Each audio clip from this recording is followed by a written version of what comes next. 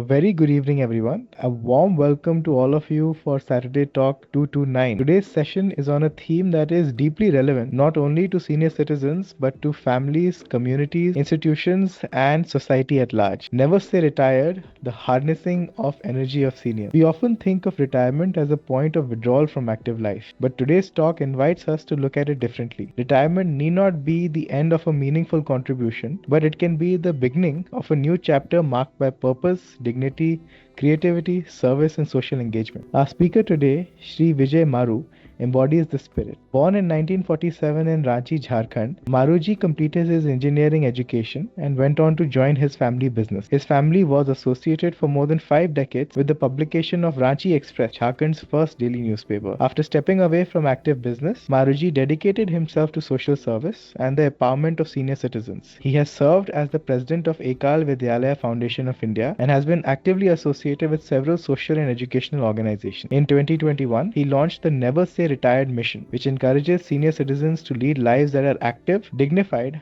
purposeful, and fulfilling. The mission rests on a powerful belief that senior citizens, enriched by decades of experience, wisdom, and values, are invaluable assets to society and the nation. Maruji also writes regularly on the opportunities and challenges of aging. His articles are published in several newspapers across India, and through his writing and public work, he continues to inspire a more respectful and constructive view of aging. This message of resilience is not only profound, but it is a reminder that age is only a number and enthusiasm never retires.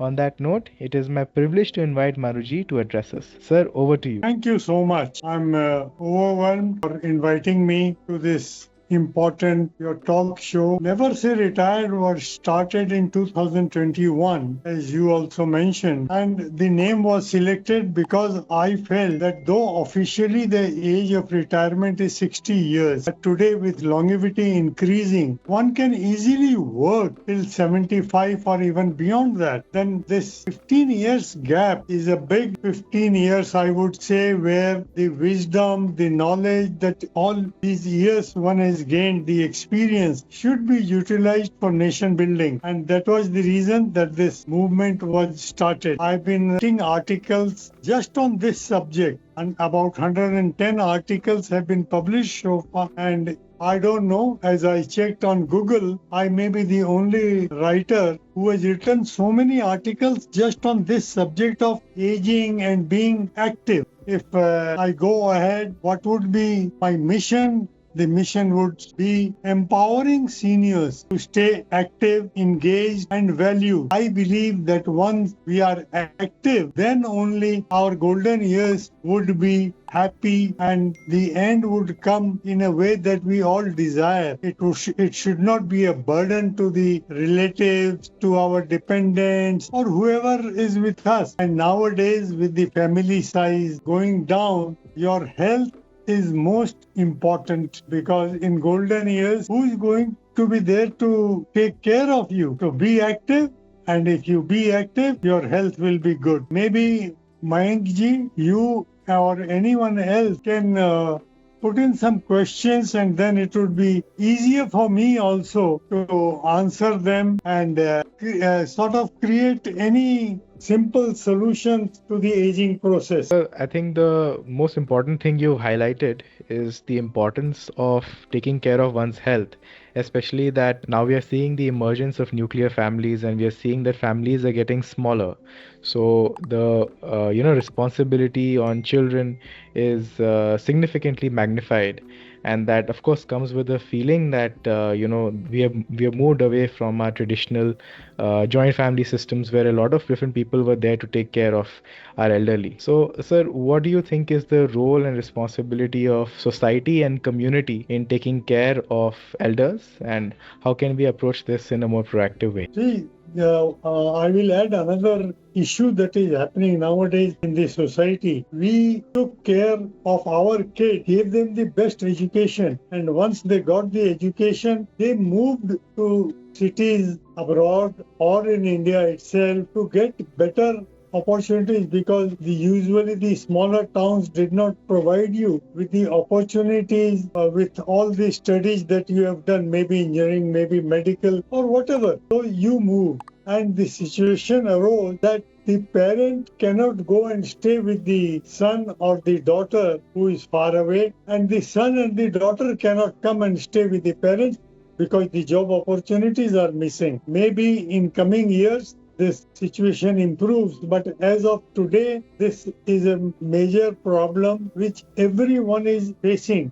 And in these circumstances, taking care of yourself becomes very, very difficult, especially once you lose your spouse. When both of the members are physically a little active and staying together, each one takes care of the other. But then what happens when one of them goes?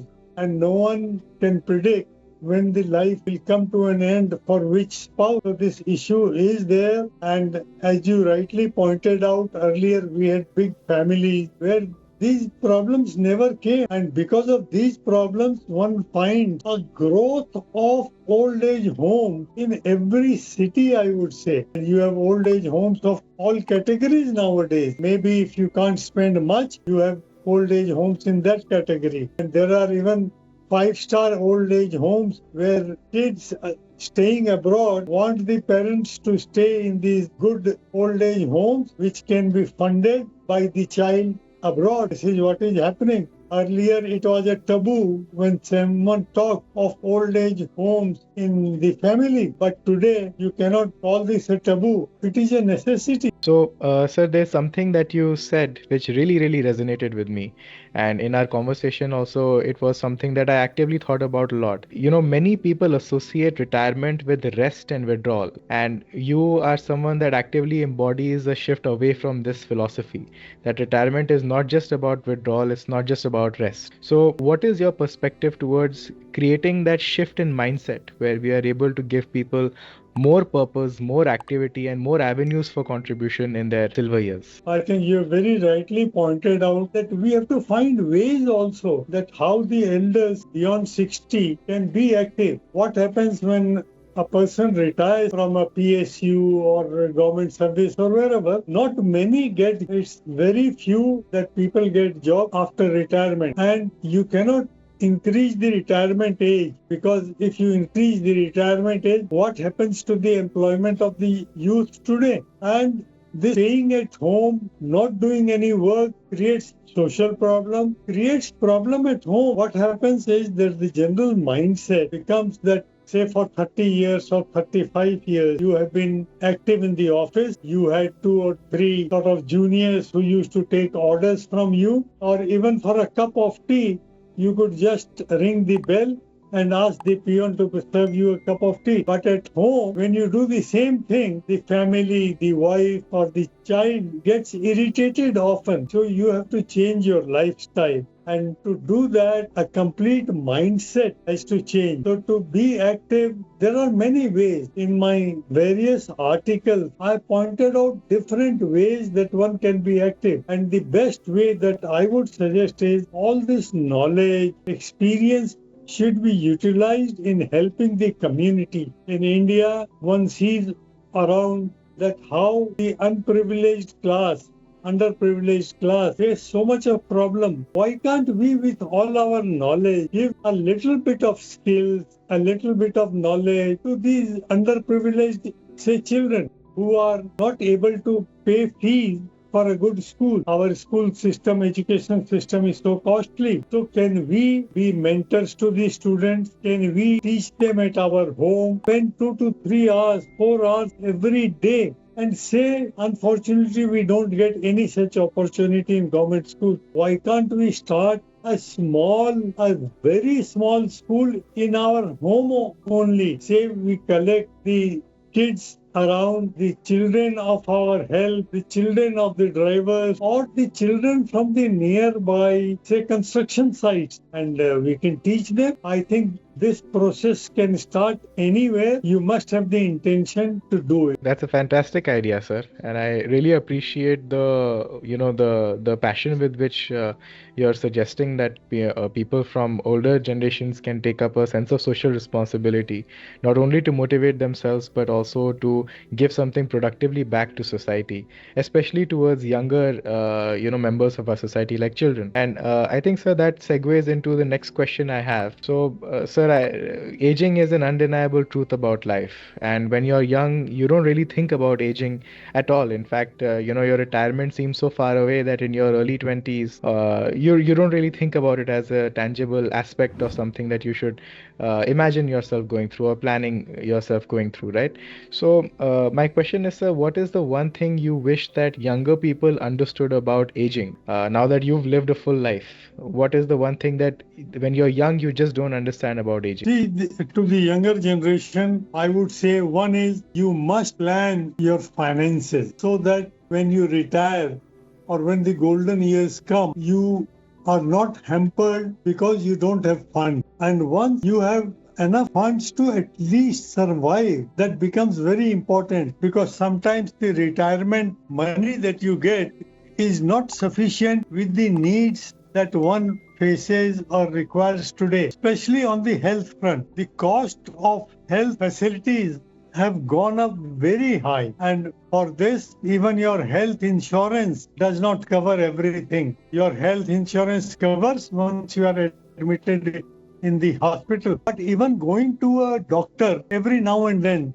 taking medicines requires funds. So your financial planning should start very early. And same is with your health planning. What happens when we are young? We have a lot of travel to do. We have to have our food in one city in the morning, in another city in the evening. We are not privileged to have food all the time at home. So you have to be very careful in the young age to look after your health so that when you grow old, you are not troubled. Because see, you must appreciate, say you are diabetic at 60, say you have high blood pressure at 65 or 70, or some other major disease. Now, the disease has not come then. The disease took its root when you were young. It only showed at 60 and 65. So your health planning must be done at early age. Your financial planning must be done at early age. And another important aspect that I would like to add is that you must have good relation with your family and friends. When you come at a later age,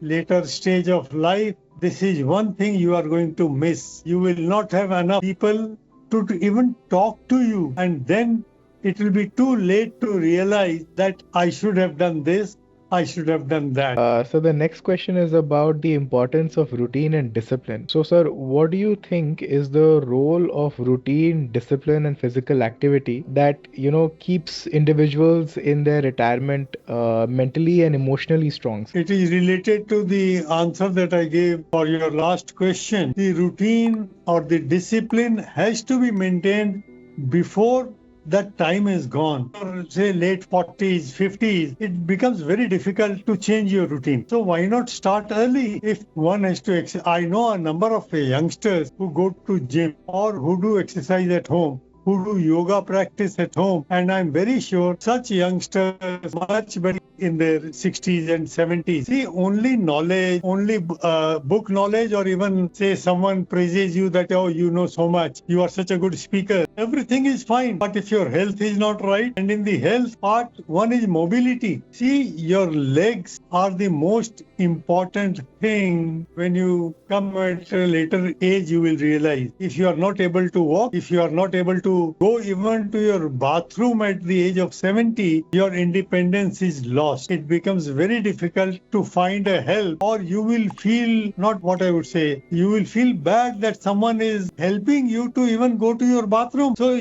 you have to be disciplined at a very early age, take care of your health, so that, say, at least in today's life longevity that is increased, till 75, you should not have any such problems. And this can only happen if you lead a disciplined life in your 30s. That is what I will have to. Moving on to some more reflective questions, perhaps about your own journey. Sir, when you turned 60 and you decided to move away from your traditional business, what was that experience like? And what was the process like when you decided to maybe rediscover your identity beyond a designation? I was in a family where financially it was never a person to spend too much, even when I was earning. That helped me, I would say. Then I was very much involved in social work from very beginning. Associated with Ekal Vidyalaya for the last 35 years. Ekal Vidyalaya runs a lakh of in villages. I was associated with Vidya Bharati. Again, it is the biggest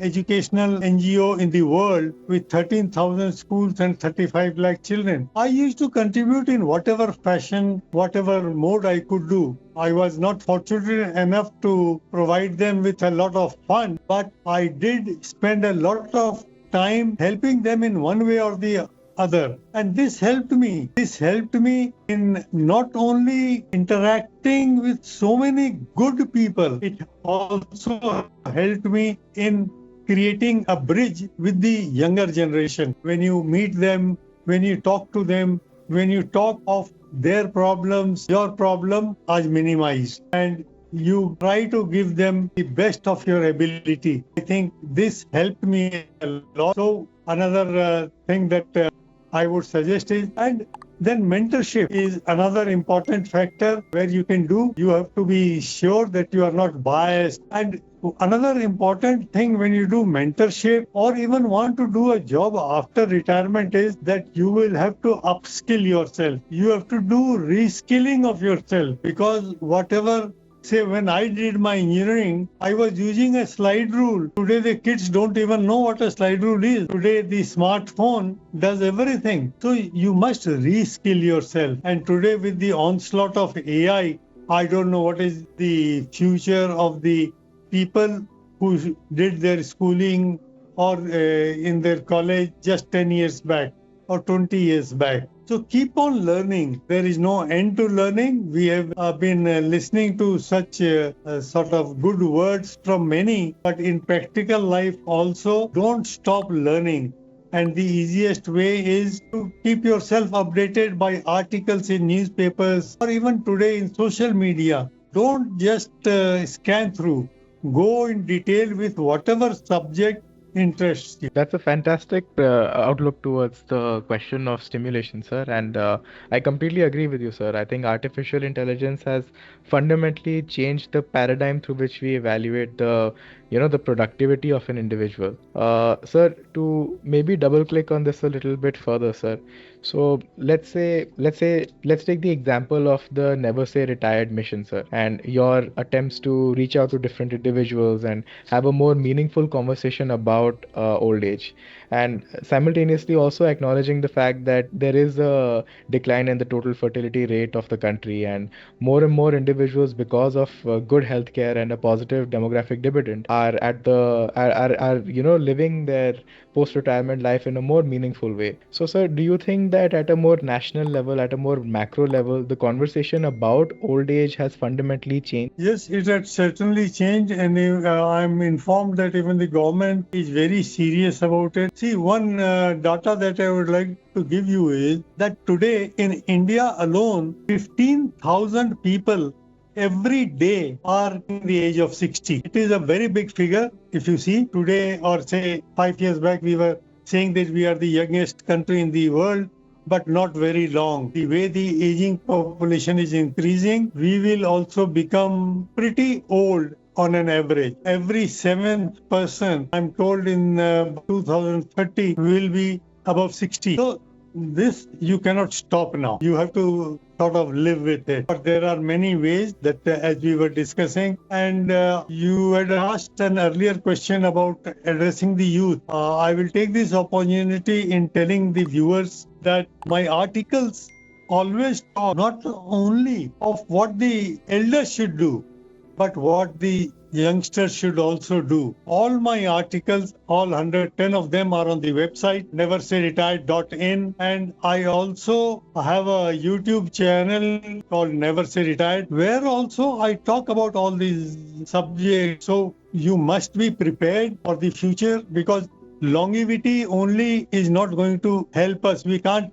feel happy that we are 100 years old. And by the way, only about a month back, I had the opportunity of interviewing a 102-year-old lady, and she was in very good health. She remembered everything, or say most of the things of when she was 40. And the one thing that while talking of discipline, every morning I even attend to puja, I attend to reciting Gita, and on the health front, I never overeat and things like that. So disciplined life is a must. Last week, I had the opportunity to meet a 99-year-old person in Ranchi. Even he had the same thing. He, at this age, was reading newspapers every day without spec. Can you believe it?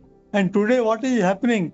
Because of maybe bad food or whatever it is, in all homes, even kids are having specs. So your disciplined life has to be there. Your eating habits has to improve, and you have to take care of your health. And when you grow old, I don't know in what shape you must be to be not dependent on anyone else, because you don't have many people whom you can trust or whom you can say that they are always there with you. Sir, a question more from, let's say, a business and technology perspective. So, as you're aware, Janu Technology actively works in automating the business requirements of India's core sector. And from a slightly more commercial position, so since we are a company that's heavily interested in research and development, I wanted to know your perspective on, let's say, how we can inculcate the wisdom of, the lived experience of senior citizens, how we can perhaps use their experience in perhaps even coming up with automation or robotic solutions that can better help them live longer lives, help them live more dignified lives. Do you have any perspectives on that? In fact, I think only about a month back, I wrote an article on this particular subject, and the subject was that retired people find it difficult to be re-employed, and there were several reasons for it. And but say like your company providing technology to other manufacturers or other companies can surely utilize the services of say retired people, or even without engineering. There are many things of soft skills which these people who have worked for 35 years can talk about or can give direction as to what is the life that one deals with other employees who are say much younger. And this can be best told by persons who have been in service for say 30 years, and your company can greatly benefit by taking advantage from these seniors. The only thing is you have to be very careful, like the mindset of the seniors is that they always feel that they have been in such high positions, so how can a junior sort of talk to them in this particular fashion? So if we take care of all that, there is a lot of knowledge, lot of experience of the seniors which can help a company like you do much better, and even your products that you develop can be accordingly made. How we can perhaps better address conflict resolution. Conflicts and communications are bound to happen when people of different generations are together. So what is your perspective, or let's say going from, just disagreements to long-term trust building between people from different generations? Mike, this is not the problem only with different generations. It is, I think, the problem in every company or every household also, that this communication, this is where we have to be very broad-minded. We have to be magnanimous in our thinking, and things can work out. I would not say it is impossible. It is difficult though, but not impossible. We just keep on trying, we will be able to overcome this. And one thing that I have written in one of my articles is appreciate what the elders are doing. We do see that when someone is gone from this world to heavenly abode, we have so much of praises for that person. But why not in the lifetime? So when they are working also with you, the younger generation and the elder generation together, they can appreciate each other's work. See, even the younger generation who are just passed out, say, from engineering now in the last 2-3 years with knowledge and all, even the elders should make sure that they appreciate the youngsters, because this is one thing that which we did not learn, in our college life, but this has made life easy in a way. So it is a mutual understanding of each other's problems. It is mutual understanding of appreciating each other, and things will be solved. And maybe in a someday you will have better mentors who would come out from this group, from your company, and just talk on this subject, how to bridge this gap. Information that I want to give to the audience and to you also. Out of the 110 articles or so, I've selected 60 articles and publishing a book. And the title of the book is 60 Not Out. So 60 articles will be published, selected, and these 60 articles are in 6 different chapters or 6 categories, 10 articles in each. One is to talk to the youth is that at home, do take care of the seniors. Don't neglect them in any way. Maybe that generation gap, it becomes difficult for you to talk to them, but still they are the ones who have brought you to life today. Take care of them as long as possible, as far as possible. Amongst the seniors also, it is the same, that even if you can't find a job, you can't find a social engagement also, sitting at home today, you can do a lot. I know of a person in Bangalore who stays in a, say, housing society. What he does is he takes care of his neighbors in the housing society, or say needs of electricity department, needs of municipal department. He collects the issues of the neighbors, and one day in a week he goes to one office, second day he goes to the second office. Now you would say why he will do all this. See, there are 2 reasons. One is he keeps himself busy. His mind is clear. He does not think of negative ideas on his health or on his relations. This positivity helps him in having a good health, which ultimately is what is one looking for in golden years. Secondly, the youngsters should, the seniors, or I will say to motivate the seniors, be active. Sometimes even at home, you will see that the seniors are asked, don't do this, it is risky, don't do that, you may fall down. All the precautions have to be taken, but never discourage them to do anything. At the age of 78 plus, I drive, not very often, but I drive, say, your birthday party, and you take your parents also. At the hotel, you don't order the menu, what you want to eat. Ask your parents that today they will select from the menu what has to be eaten. Imagine, this is a fantastic encouragement that you are giving to the parents, that they are the one who are selecting what everyone on the table is going to eat for dinner. So there are many such ideas. Go through my articles, not that I'm promoting my articles as such, but yes, that is a fact that in every article I try to give some direction to someone, maybe at any age, to lead a better end, I would say. And I think you've touched on a very important point, which is that not only do we need to make public spaces more inclusive towards the needs of the elderly, but we also cannot afford to patronize them. It's not just that their token involvement is important, but they should be granted a sense of autonomy as well as a sense of independence over the decisions that they're taking well into their old age.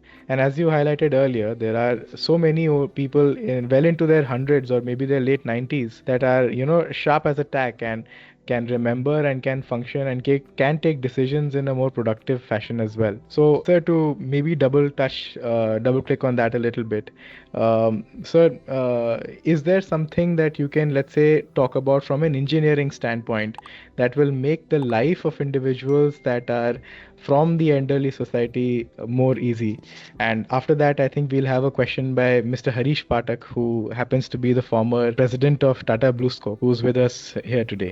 Mike, I don't know if I'll be able to give a lot of my insight on that. For the simple reason, see, I passed out engineering in 1969. I'm from the 64 batch, and we had a 5-year course then, and I passed out in 69. After that, apart for next 5 years, I was working in an engineering company associated with my family only. And after that, it was the technological part in my newspaper business where I helped a lot and going to the modern this thing. But today things have changed so much. As we were talking earlier, say even a person who is past 10 years back in engineering may find difficult to cope up with what AI can do today. I've been reading a lot on AI, and it is a passion of mine to know whatever is being developed in this field also. In fact, among my articles, 4 of my articles are on the subject of AI and how seniors will have to sort of learn a little, though it is too late for them to do much on this, but still they should learn. And at least they should not feel ignorant that they don't know anything about this subject. So this is what, but taking help of AI, relearning a little, reskilling a little, even the elders can do a lot and even help companies like yours, as we were talking earlier. Our next question is by Mr. Harish Patak, who was the former president and business group head of Tata Autocom Systems. And he was also formerly the managing director of Tata BlueScope Steel. When I first joined in Jamshedpur in Tata Steel, I joined as a graduate trainee. We were on the shop floor, and one general foreman. Those days, the designations were like that, general foreman. So I asked him, "You have so many maintenance problems. What do you think is the best thing to do to keep maintenance issues at the minimum? The machine should not spoil and it is in a good condition." He says, "Sir, machine chalta rahega na, ye mill chalta rahega, so maintenance issues kam hoga." At this point I had not understood. Took me several years to understand. Machine chalta rahega, so maintenance problems kam hoga. I always thought that the more you run a machine, the more wear and tear will happen. But his standpoint, I understand even better now when I have crossed 60, that machine chalta rahega, so wear and tear ho sakta hai, but it keeps functioning all right. And it takes care of itself. So body, one has to, and there is one very good a small video of Akshay Kumar, who's an actor, that if you are not spending 1 hour per day, and this is for all ages, not for youngsters or for older people, if you're not spending 1 hour per day on your body, you should die. He said it very strongly. May not be this strong, the kind of language is not necessary, but this is what he says, that 1 hour per day you have to spend on your body. So body chalta rahega, everything will be all right. Number one. Number two, similarly on the brain, if you keep working on your brains, if you do something productive, something creative, something, so I know a lot of people who do something or the other to keep themselves very active and not just watch some social media stuff. And this is what I did when I crossed 60. I went to a person who's working, it's a very large NGO. I told him, look, I don't want money and I don't want a name, but I want to work with you because you're working in villages to increase the water level of various water bodies. I worked with him for more than 1.5 years before COVID came, and it was really a big time eye-opener of how water, just simple thing like getting water in the summer is such a boon to the villagers, and it is, if it is not there, it is such a bane, and how they suffer. I mean, this is something which everybody must work towards, how to make people's lives simpler. Like you said, something about education, there's something about water, something about health. Now, something or the other we can do for the society, even if we are not wanting employment, or even if we are not, getting employment. This is something which we can do once we cross the age of 60. These are the two observations. Thanks. Yes, Harish ji, first of all, मैं एक बात बता दूं, मैं रांची से हूं और आपके जमशेदपुर टिस्को में जब मैं कॉलेज में, मैं बीआईटी में से हूँ और मेरे ख्याल से कॉलेज टूर में 2 बार आपकी फैक्ट्री भी गया था और उसके बाद भी 1-2 बार जाने का मौका पड़ा। आप जो बोले ना, वो आपके फॉरमैन का कहना कि बस चलती रहेगी तो वेयर टेयर कम होगा, ये आपने सही कहा कि this is what is happening in our body also. If we don't keep on moving, the mobility must be there to keep our self fine. इसमें कोई दो राय नहीं है, ये तो अपने को करना ही होगा। लेकिन मन में ये न ठान लें कि रिटायर हो गए माने अब तो I have to wait for the end of my life. नहीं, ये ऐसा नहीं होता है। अगर हम खुद भी खुश रहना चाहते हैं, अपने बच्चों को भी खुश देखना चाहते हैं, तो हमें इंडिपेंडेंट रहना होगा। तो ये तो आपने बहुत सही कहा है और बहुत मुश्किल काम नहीं है। अगर बिजी रहेंगे, अपने आप को कुछ न कुछ करते रहेंगे। और देश में तो इतनी समस्याएं हैं कि ईज ऑफ लिविंग सरकार जो भी करती रहे, हम भी बहुत कुछ कर सकते हैं दूसरे लोगों की ईज ऑफ लिविंग में हेल्प करने के लिए। और आपने सही एग्जाम्पल भी दिया, तो सब अपने अपने क्षेत्र में लगे रहे। There is no issue, I think. Thank you Harish ji. Very good thank you evening. Mayank, and thank you all the participants.